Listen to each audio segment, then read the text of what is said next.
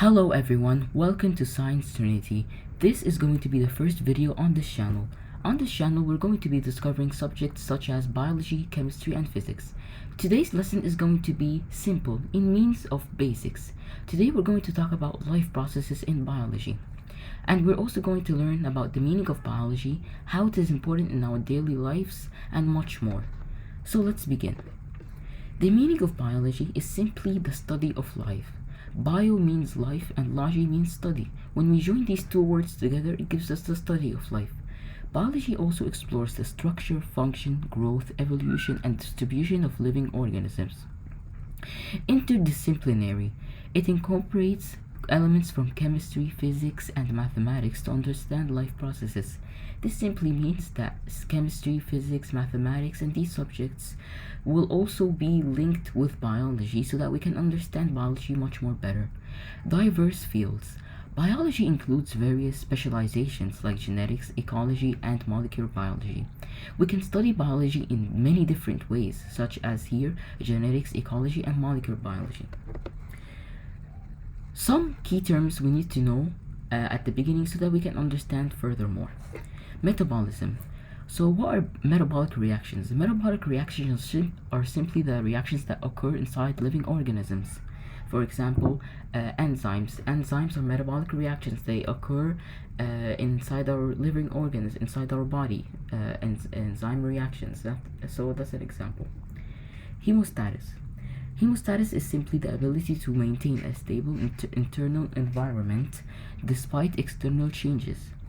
That means every life process or every living organism needs to have the ability to adapt to its environment. Reproduction. Reproduction is the process of producing offspring, ensuring the continuation of species. Reproduction is a very vital role in life processes and for a species to thrive and continue. Without reproduction, there are going to be no species and no cycle of life, and it's gonna be complicated, and there's just gonna be no development. Growth. Growth is the increase in size and complexity of an organism over time. Every living organism needs to have the ability to grow. For example, human beings, we grow over time. So finally, what is the characteristics of living organisms? There are characteristics that help us to know if an organism is living or non-living. There is an acronym which helps us to determine if an organism is living or non-living. It is called Mrs. Gren. First, it's movement. Movement means the ability to move or change position. Every living organism must move and change its position. Respiration. When people hear the word respiration, they basically think it's breathing, but unfortunately that is false. Respiration is actually the process in which glucose is broken down in the presence of oxygen to produce energy. Sensitivity. Every living organism needs to have the ability to sense its environment and respond to changes in the environment, which is called the stimulus. Growth. As we said, growth is very vital in living organisms. Every living organism needs to have the ability to grow and increase in size. Reproduction, it is very important. Every living organism needs to have the ability to reproduce and produce offspring so that the species can thrive. Excretion, it's the removal of waste products from the body. Nutrition, it's taking in and using nutrients for energy and growth. Nutrition is basically the food that we intake so that we can produce energy and have the ability to maintain our daily activities. There are two types of cells in biology, basically: cellular organisms and multicellular organisms. Cellular organisms are single-celled cells, which means it has only one cell in its whole structure. Cellular organisms consist of only one cell, like bacteria and protozoa. Independent. They perform all life functions within a single cell. So every process that is taken inside the body, it happens in only one single cell. Simple structure. Generally, they have a simpler internal organization compared to multicellular organisms.